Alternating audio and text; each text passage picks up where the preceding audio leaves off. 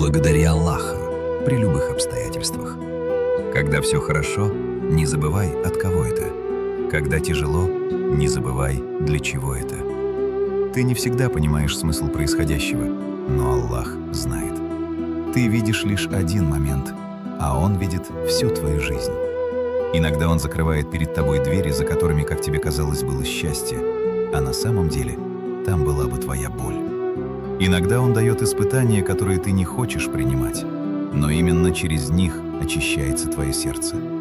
Скажи «Альхамдулилля», когда тебе трудно. Возможно, именно эта трудность спасает тебя от того, чего ты не видишь. И скажи «Альхамдулилля», когда у тебя все хорошо, потому что есть те, кто мечтает жить твоей жизнью.